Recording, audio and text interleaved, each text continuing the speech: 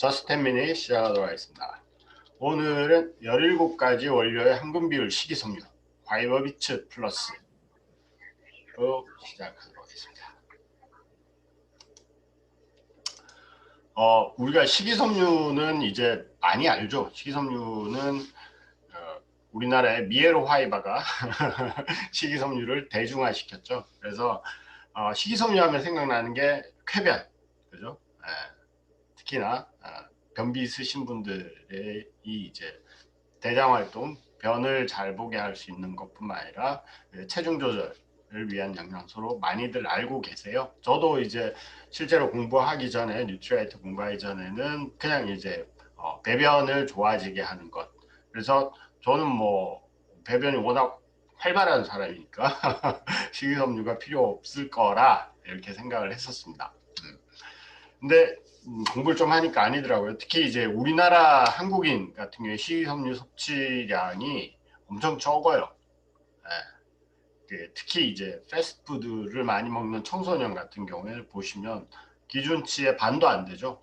반도 안 되고 점점 더 계속 이제 식이섬유를 먹는 양이 줄어들고 있는 거죠. 왜냐하면 이제 백미를 먹게 되고 밀가루 음식을 먹게 되고 대부분 그다음에 고기류 를 먹게 되기 때문에 식이섬유는 주로 이제 채소나 곡물에 많이 들어있는데 그런 것들이 이제 부족한 거죠. 그래서 한국인들이 굉장히 부족한데, 근데 이게 또 재밌는 게 왜 식이섬유 하루 권장량을 다 먹으려면 사과 8개를 먹어야 되고 하루에 콩나물 9접시, 쌀밥, 흰 쌀밥을 백미로 먹으려면 21그릇을 먹어야 돼요. 그렇기 때문에 실제 이제 우리가 음식으로 하루 권장량의 식이섬유를 채우기는 굉장히 힘들다. 그렇기 때문에 이제 건강기능식품으로 보충해서 먹어줘야 되는 게 맞는 거고요. 특히나 식이섬유는 이 두 가지예요. 불용성과 수용성. 저도 이제 공부하면서 배웠는데 물에 잘 녹지 않는 불용성과 수용성, 물에 잘 녹는 수용성 식이섬유가 있는데 이게 3대1로 같이 섭취를 하는 게 우리 장 건강에 굉장히 좋다. 그래서 이 균형도 항상 이제 저희가 처음부터 뉴트리아이트 WX 이야기했을 때부터 영양의 균형, 모든 건 이제 균형이거든요. 이 3대1 균형도 굉장히 중요하다. 그리고 최근에는 식이섬유가 단순히 배변 활동만 해주는 역할이 아니라 혈중 콜레스테롤을 또 감소시키고 혈당 억제, 특히 당뇨의 식이섬유, 귀리 성분의 식이섬유가 굉장히 중요한 역할을 하고 있다. 이런 기사들과 학술 자료들이 계속 나와요. 그래서 와, 이게 단순히 배변이 아니구나.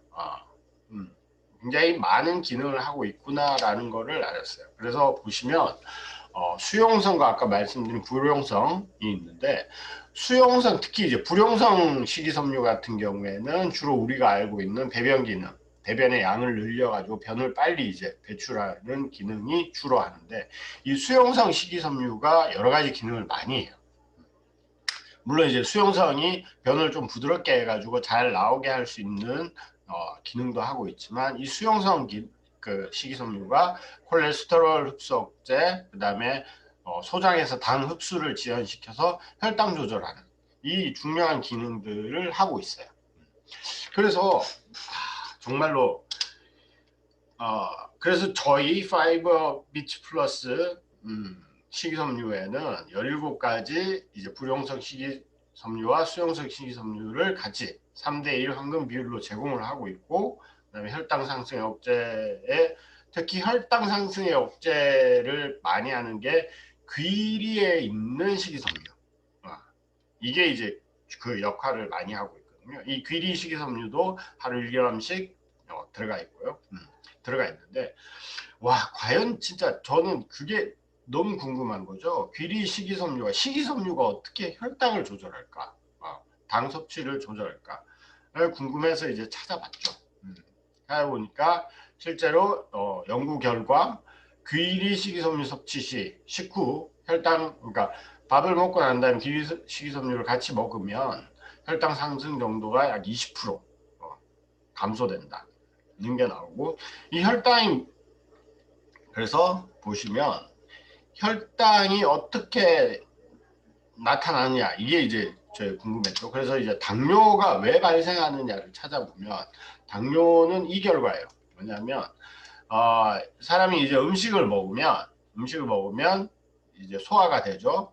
소화가 돼가지고 장에서 결국 이 탄수화물 종류들은 결국 분해가 되면 결국 포도당으로 다 분해가 돼요. 포도당으로 분해가 되고, 이 포도당이 영양소, 그 세포가 에너지를 내는 공급원이죠. 영양 공급원인데, 이 포도당이 이제 혈관을 통해서 세포까지 갑니다. 세포까지 가면은 포도당이 막 흡수가 되면, 혈관에 흡수가 되면 췌장에서 인슐린을 분비를 해요. 여기 보시면 위에 포도당이 막 이렇게 혈중에 올라가면 췌장에서 인슐린을 분비해가지고, 인슐린이 하는 역할이 뭐냐면 이 혈관에 있는 포도당을 세포로 밀어넣는 일을 해요. 밑에 보시면 노란 인슐린이 열심히 일을 하죠. 포도당, 이 혈관에 있는, 혈관을 통해서 온몸으로 퍼진 이 포도당을 인슐린이 각각 세포에 계속 밀어넣는, 그럼 세포가 일을 하는 거죠. 일을 하는 건데, 그런데 문제는 뭐냐면 이 포도당이 너무 계속 막 들어온단 말이에요. 우리 지금 이제 현대인의 식습관을 보면은 단당류, 설탕 이당류죠. 예. 설탕이나 탄수화물을 굉장히 많이, 특히 패스트푸드 같은 걸 굉장히 많이 먹기 때문에 포도당이 막 너무 많이 나오는 거죠. 그러면 포도당의 비율에 맞게 인슐린을 또 췌장에서 막 계속 내보내면은, 그런데 인슐린이 너무 많아지면은 세포가 인슐린을 저걸 안 해요. 인슐린에 대해서 더 이상 이제 반응을 안 하고, 세포도 이제 한 번에 넣을 수 있는 포도당의 양이 있겠죠. 그러니까 인슐린도 문제가 생기고 포도당도, 그래서 세포로 흡수가 안 되고 포도당이 혈관에 계속 둥둥 떠다니게 되는 거예요. 그렇기 때문에 이게 혈당이 높아진다. 포도당이 세포로 가지 않고 혈관에 계속 머무는 작용. 그러면 인슐린을 계속 내는 췌장이 힘들어가지고 인슐린을 더 못 내거나 제대로 된 인슐린을 공급 못하게 되니까 혈관 속에 당이 계속 남아있는 거예요. 포도당이. 그래서 당뇨에 걸린 사람, 근데 그 당뇨에 걸린 분들은 인슐린 주사를 맞죠. 그래가지고 이걸 이제 없애고 하는데, 이 포도당이 혈관에 많이 남아 있으면 문제가 뭐냐면 이게 이제 계속 혈관을 타고 돌면서 온몸으로 다 퍼지죠. 온몸의 혈관에 이 포도당들이 계속 남아 둥둥 떠요. 근데 당은 기본적으로 끈적끈적하잖아요. 그렇기 때문에 이제 혈관에 문제를 일으키게 되고, 결국 이제 당뇨의 가장 큰 문제는 나중에 합병증이잖아요. 모든 신체 기관의 혈관에 포도당들이 많아져서 그로부터 발생하는 합병증들이 발생해서 건강이 매우 안 좋아지는 그런 결과가 나오는 거죠. 그러니까 어떻게 해야 되냐? 혈관으로 들어가는 포도당 자체를 줄이는 일을 하는 게 이제 귀리 식이섬유의 역할이더라고요. 그래서 보시면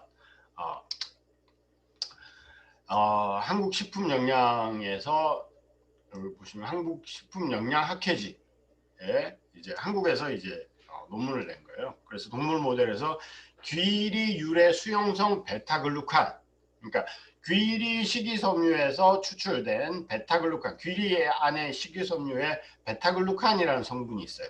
얘가 결국에는 이 혈당 조절을 하는 역할을 하는데, 이 베타글루칸이 어떤 역할을 해서 혈당을 조절하는가, 이거에 대한 이제 논문이 있습니다. 이 논문을 살펴보면 이런 결과가 나와요. 그러니까 네 가지죠. 베타글루칸을 2mg, 5mg, 10mg, 이렇게 1mg, 2mg, 4mg 이렇게 넣을 때마다 왼쪽에 이렇게 서 있는 이제 그 영어들이 보이죠? 얘들이 뭐냐면 소화효소예요. 소화효소의 억제 능력. 그러니까 베타글루칸이 들어갈수록 이 소화효소들이 활동을 못하게 막는 거예요. 소화를 덜 시키는 거죠. 그래서 이 소화효소들의 활동 능력을 베타글루칸이 억제시키는 역할을 한다. 그런데 이 네 가지 효소들의 소화 효소의 활동력을 억제시키는 역할은 분명히 이제 눈에 보이죠. 많이 들어가면 들어갈수록 억제력이 높아지죠. 그런데 문제가 아니죠. 재밌는 건 뭐냐면 요 알파 아밀라제, 알파 아밀라제라는 소화 효소의 억제력은 베타글루칸이 억제를 못하는 거죠.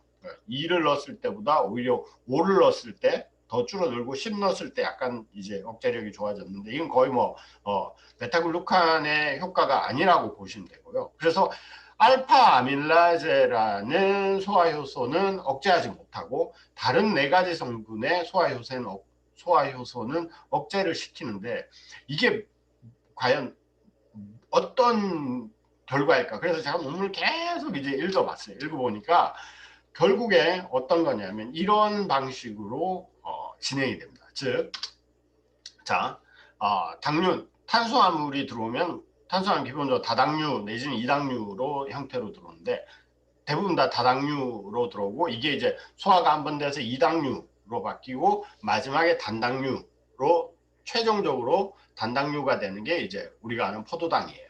자, 그러면 이 탄수화물이 가장 많은 게 뭐냐면 전분이에요. 다당류. 그 다음에 우리가 그 당을 먹는 것 중에 설탕은 이당류입니다. 우리가 음식으로 흡수하는 당류는 대부분 전분 내지 설탕입니다. 그렇기 때문에 탄수화물은 대부분 다 전분이죠. 네. 전분이 어떻게 소화가 되느냐? 전분의 소화 프로세스를 보시면 전분이 이제 들어오고 나면은 췌장에서 알파 아밀라제라는 애가 나와가지고 얘가 메가당이라는 이당류로 바뀝니다. 그 다음에 이 메가당은 다시 소장에서 말타제라는 소화 효소를 통해서 포도당으로 바뀌는 거고요. 그 다음에 전분이 이렇게 이당류로 갔다가 단당류, 포도당으로 가는 프로세스가 있고 얘가 다당류가 이당류를 안 거치고 직접 단당류인 포도당으로 분해가 되는 과정도 있어요. 이게 여기에 작용하는 소화 효소가 뭐냐면 글루코아밀라제라는 애고요. 이렇게 이제 전분이 결국 최종적으로 포도당으로 분해가 되는 거고요. 그럼 설탕은 원래 들어올 때부터 이당류거든요. 이 이당류가 들어와가지고 수크라제라는 소화 효소를 통해서 포도당으로 가는 거예요. 단당류로. 그래서 수크라제 이름만 들어봐도 슈가랑 비슷하죠. 그래서 설탕을 단당류, 포도당으로 분해하는 게 수크라제라는 소화 효소인데 이 이당류를 단당류로 바꿔주는 말타제, 글루코아밀라제, 수크라제를 통틀어서 알파 글루코시다제라고 불러요.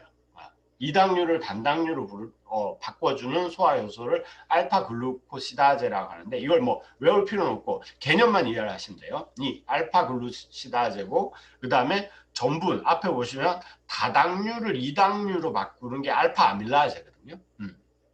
자, 그런데 아까 보셨던 위에 이 4개의 그래프, 그죠? 그 베타글루코겐이 억제하는 게 이 4개예요. 활동을 억제하는 게 이당류를 단당류로 바꾸는 소화효소들의 활동을 억제해버리는 거예요. 그러니까 뭐죠? 소장에서 포도당이 안 만들어지고 만들어져도 이제 조금만 만들어지고 이당류로 그대로 남아있는 거죠. 이당류 남아있어서 이당류 남아있는 게 그냥 대변으로 나가는 거죠. 소화 흡수가 안 되고 그래서 이 소화가 안 되게 억제를 해주는 게 이제 베타글루코겐 의 역할이고 그러니까 귀리 식이섬유의 역할이고 그런데 아까 말씀드린 가운데 마지막에 높여봤던 그 관여를 안 하는 거 있잖아요. 억제를 못 시키는 거. 억제를 못 시키는 게 뭐냐면 요 앞에 있는 알파 아밀라제예요. 알파 아밀라제 관여하지 않기 때문에 귀리 식이섬유를 먹어도 전분이 메가당까지는 소화가 되는데 메가당에서 포도당으로 가는 거를 막아주는 거예요. 그리고 전분이 직접 포도당으로 가는 것도 막아주고 하지만 이당류로 바뀌는 것까지는 관여를 안 해요. 그러니까 소화효소 중에서도 억제를 시키는 것과 안 시키는 게 있는 거죠. 이게 굉장히 중요한 포인트인데 왜 중요한 포인트냐면은 자, 요 노란색 이 뒤쪽 이당류에서 단당류로 소화가 되는 부분, 이 일이 일어나는 곳은 소장입니다. 소장. 그러니까 이당류에서 단당류, 이당류와 단당류가 섞여 있는 부분이 소장인데, 문제는 이 전분이 만약에 알파 아밀라제, 그러니까 귀리 식이섬유가 알파 아밀라제도 억제를 시켜가지고 전분이 외가당으로 분해가 되지 않고 전분이 직접 소장으로 들어오게 되면 어떤 일이 발생하냐면 설사가 납니다. 아주 중요한 포인트죠. 그렇기 때문에 귀리 식이섬유가 하는 일이 뭐냐면 이당류를 단당류로 가는 거를 막아줘서 단당류인 포도당 자체가 혈관으로 들어가는 걸 억제시키는 거죠. 그런데 전분 자체, 전분이 이당류로 변하는 것도 억제를 시켜버리면 설사를 하게 되는 부작용이 발생하기 때문에 다당류가 이당류로 소화되는 거는 관여하지 않는다. 그래서 부작용 없이, 식품으로 먹으니까 부작용 없이 포도당의 혈중 농도를 낮추는 작용을 할 수 있다는 거죠. 이게 왜 중요하냐면 저희 당뇨로 인해서 병원에 갔을 때 먹는 약 있잖아요. 당뇨약. 당뇨약은 이 모든 소화효소의 활동을 억제시킵니다. 그러니까 당뇨약은 당연히 이 뒤에 있는 이당류를 단당류로 만드는 소화효소뿐만 아니라 전분을 이당류로 만드는 알파 아밀라제의 그 활동까지 억제를 시키기 때문에 그 당뇨약을 먹었을 때는 설사라는 부작용이 발생하게 된다는 거죠.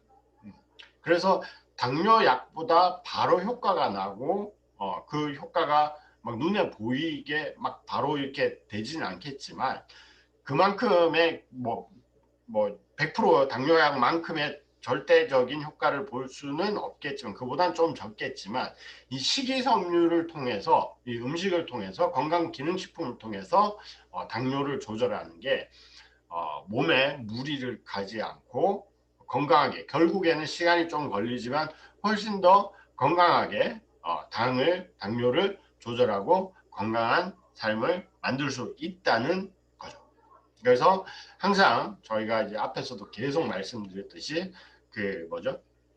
소팔메토 할 때도 이야기를 했듯이 단순 화학약품으로 인한 효과는 바로 나오고 효력이 훨씬 더 좋지만 식품을 통해서 우리 몸의 건강을 지키는 것이 부작용이 없고 훨씬 더 장기적으로 봤을 땐 건강한 삶을 살 수 있다.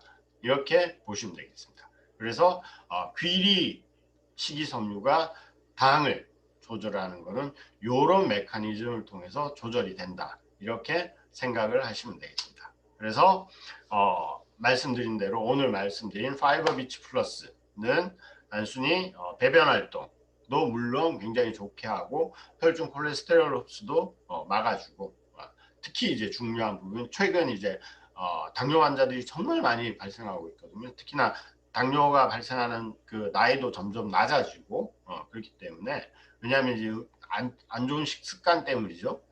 식습관 때문에. 근데 이 귀리 식이섬유가 포함된 파이브 비치 플러스를 통해서 당뇨에 대한 건강도 같이 잘 예방을 하면서 건강한 삶을 살았으면 좋겠습니다. 네, 오늘 저스트 10미닛 여기까지 마치도록 하겠습니다. 감사합니다.